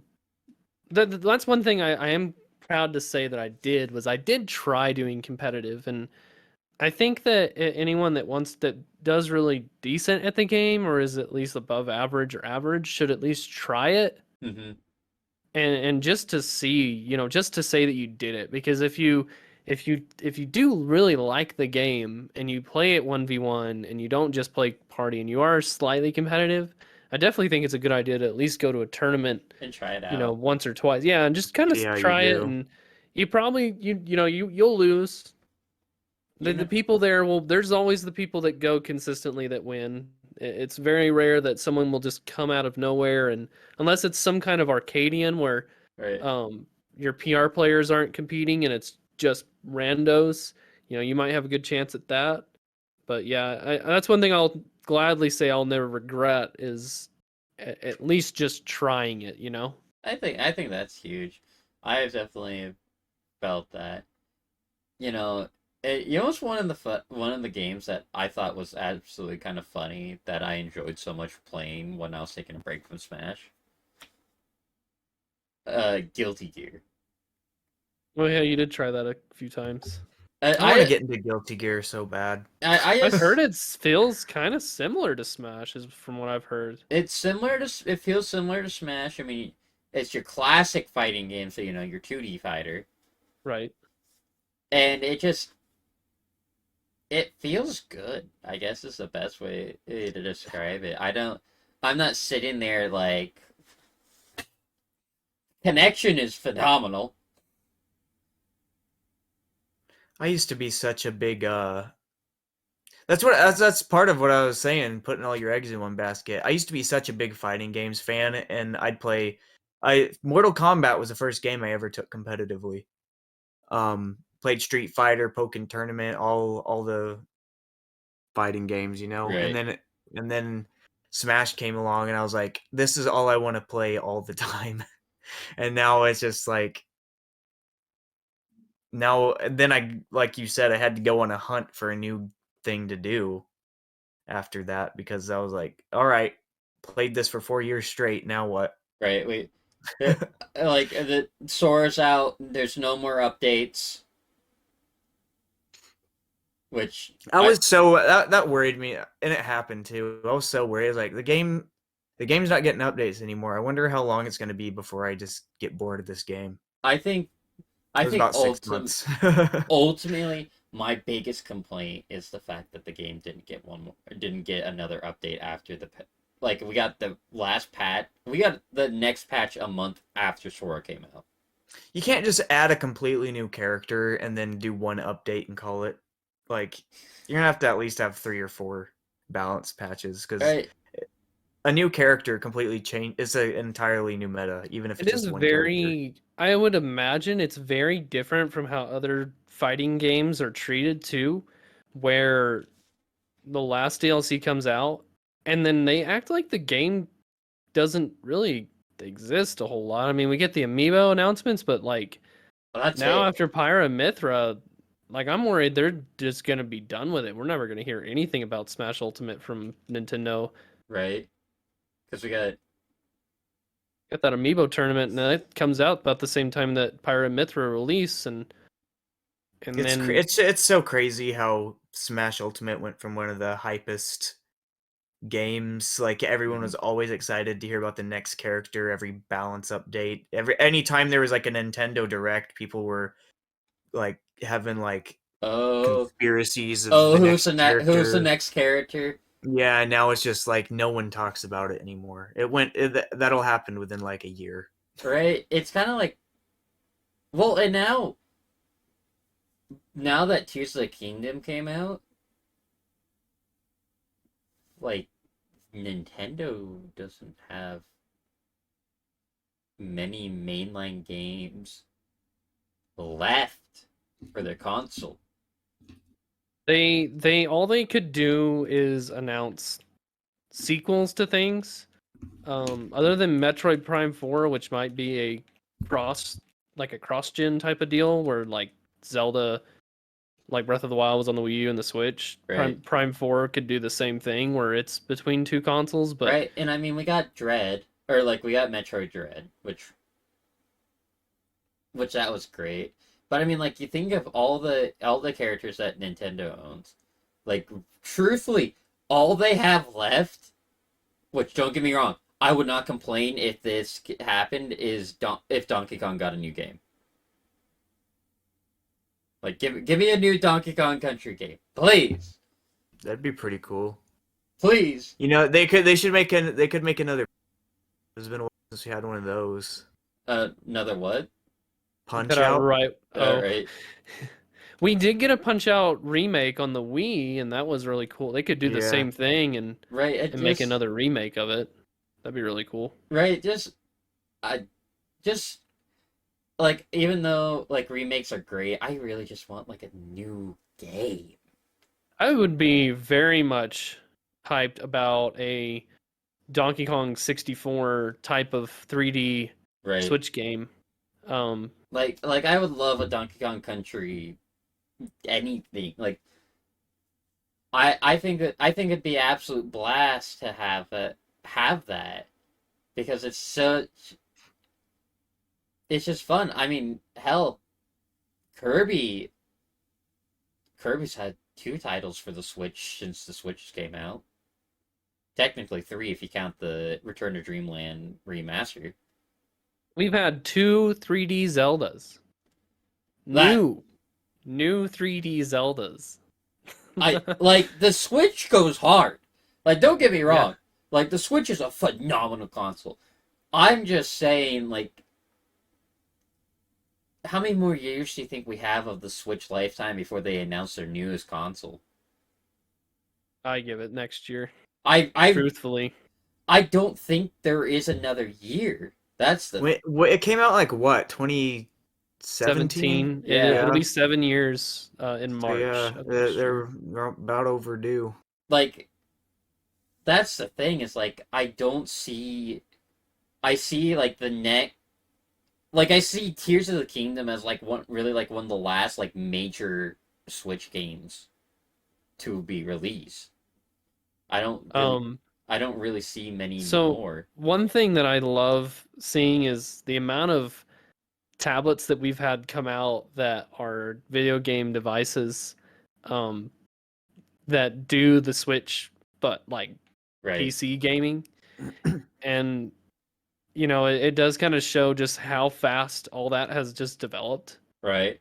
In 7 years, 6 years, because in 2017 we did not have the type of stuff that we have today with like the Steam Deck, and you know that's one of the most notable ones. There's even the Atleon, I can't remember what it's called, but it's essentially a Steam Deck that actually has a better screen. It runs at 1080p and stuff like that. But, right. You know, that would definitely help refresh this game for a lot of people. Is just even if we got a Smash Ultimate Deluxe on a new console, I personally think that would, you know, kind of refresh it for a ton of people.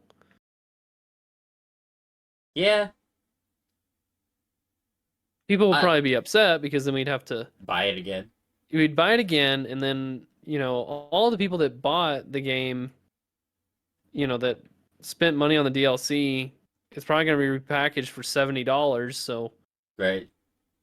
it'll feel like you wasted your money. Yeah, I don't know. I'd like that. At the same time, like, it'd be fine I'd be fine if I had to spend the $70 to make sure that, or if the rematch came out for $70, but it included all the DLC characters. I'd be fine with that. Would y'all buy it again too if we got a deluxe game that wasn't compatible with the Switch's version of Ultimate, but we got patches for it and it got balanced day one, Heartbeat. and then we continued to get balanced patches. Y'all would Heartbeat.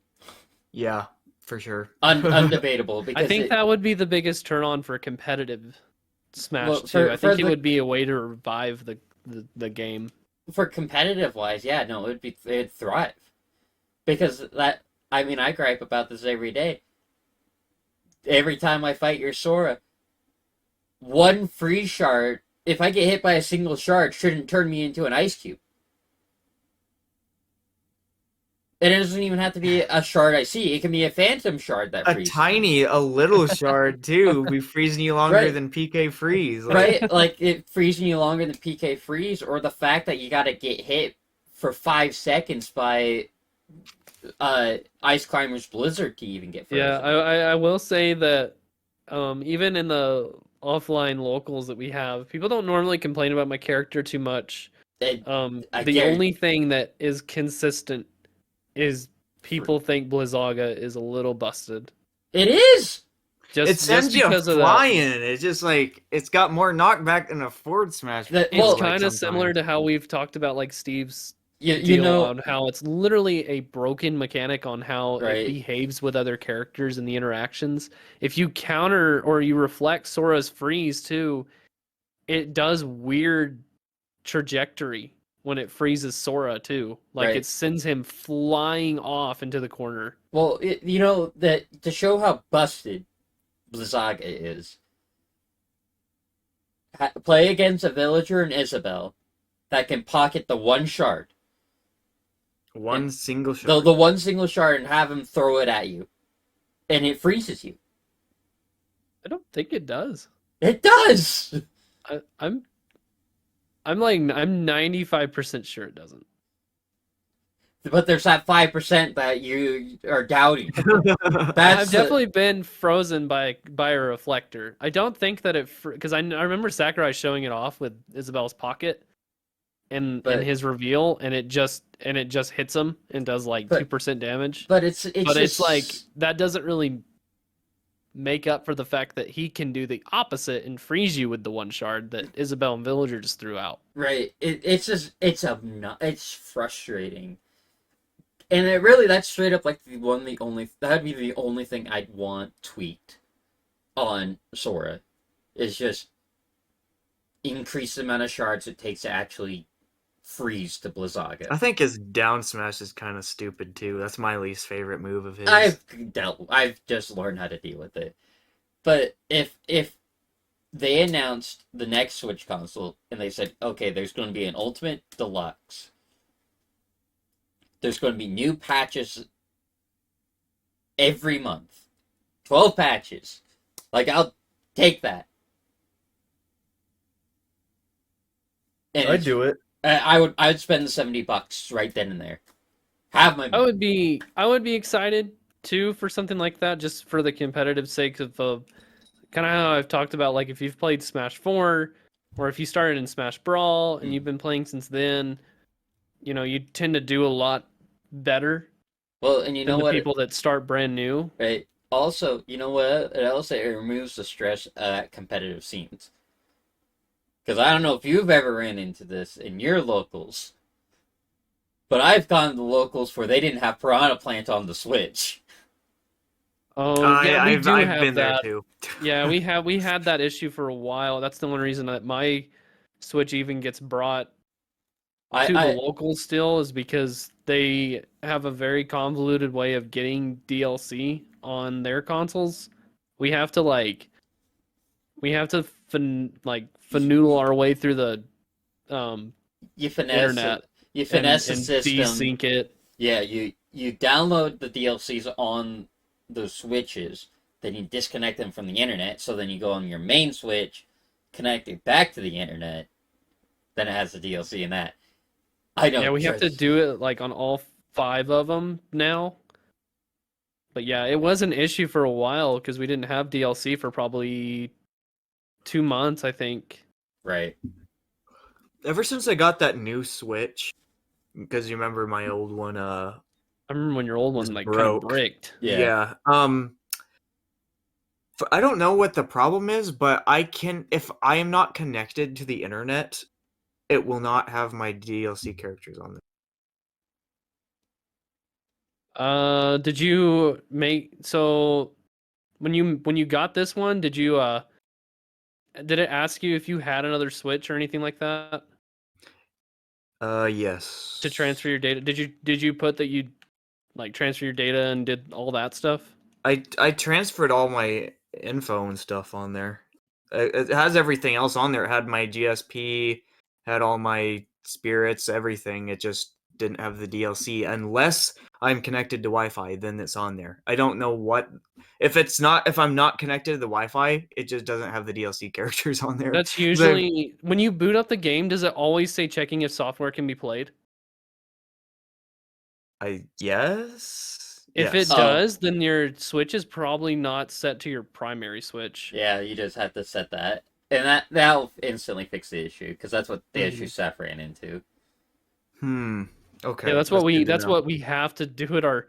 That's what kind of me and Bo were talking about of how we have to get around it at our locals. Is they're all secondary switches, so we have to boot up the games individually each time on the secondary switch, and disconnect it from the internet after it connects, and that's the only way we can keep the DLC without it like. Because if you try and connect another switch with your same account, it kicks you off the previous switch that you were using.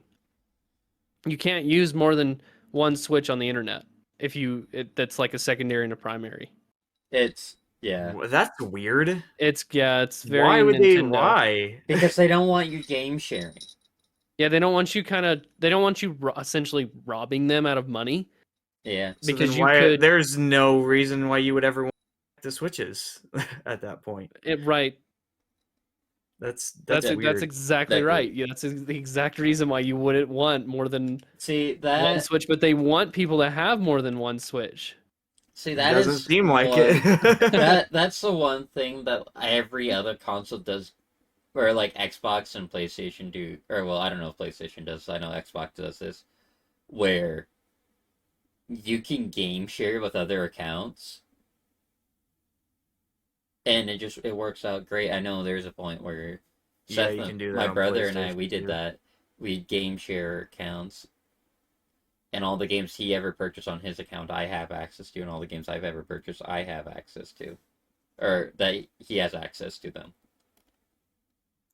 It saves a lot of money. Which is the proper way of doing it, because most people that have families are not going to buy 3 games for 3 separate siblings. They're going to buy one game for the 3 siblings to share. Let alone the fact that most families aren't going to buy 3 separate consoles. Exactly. The only time I can see them buying 3 separate consoles is they buy 3 separate Switch Lites. Yeah. Switch Lites, yeah. But those are all going to have their own.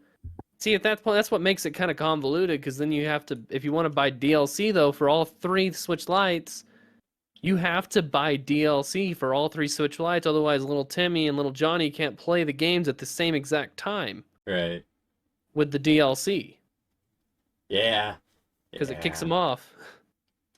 Yeah, no, it's definitely a struggle. I have definitely thought that, which is funny because Nintendo markets themselves as the family-friendly company. Only the family-friendly company, like the console where they create the company that makes the most party games for family to play. Family oriented. They present themselves as the family, not just like the multiplayer company. Family. Yeah, their whole purpose is hey, mom, dad, your brother, and you are going to play Mario Party together.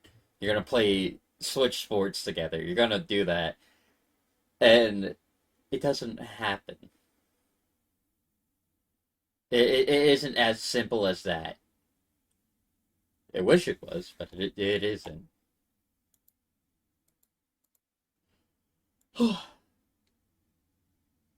Okay.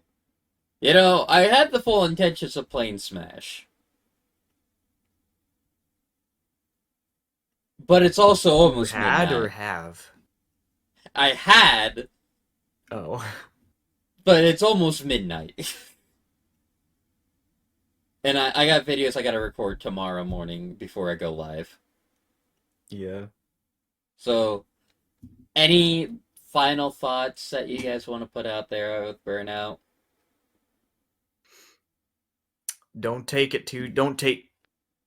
things too seriously. Yeah, that's really... That's just the bottom line. Take things seriously. Just don't ruin it for yourself. Yeah. Along the same lines, just find your yin and yang. Just kind of don't force yourself to do things where you're feeling to the point where you're just not happy. Definitely, it's more important to keep your happiness than it is to win a video game. Right. Yep.